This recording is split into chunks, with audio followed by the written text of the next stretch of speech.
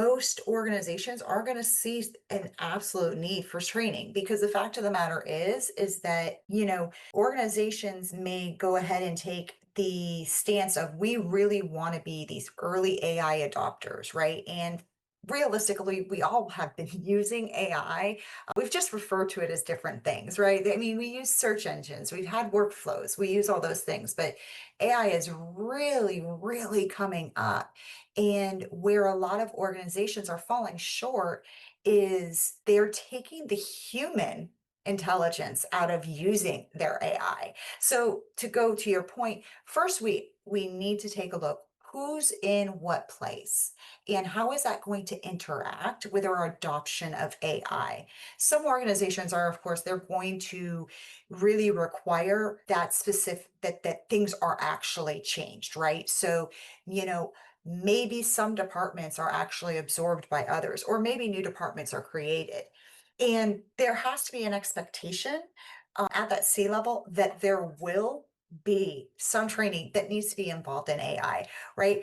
And what I see time and time again is you have some people, they are great at using AI, and you have other people that they're not. They really aren't. They use it irresponsibly, and not because Right. they know to use it irresponsibly, right? They just don't know any better. So you have to think about where does your talent that's currently sitting in your organization, where do they stand on what they know about AI? And that does take some background work. To answer your question, it really starts at we need to see where our people are, what they're doing, how AI is going to affect their position, and then design from there up. Right. So by the time when I'm ready to reach out to the HR head, my team and I have already done some homework in terms of we already know where the company needs to go, product and services perspective. So we kind of have an idea of what kind of skill sets we need.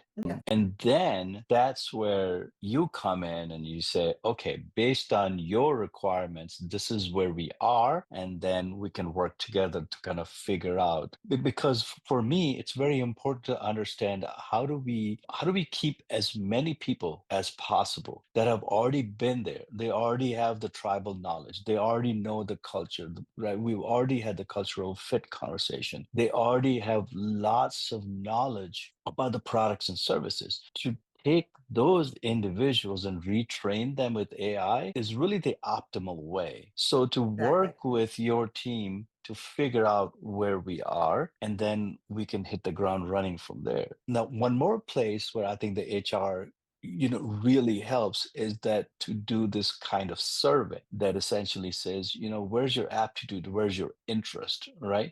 Because I had an organization where there was an individual who raised her hand and she essentially said, I will volunteer for these three types of work because I have a computer science background.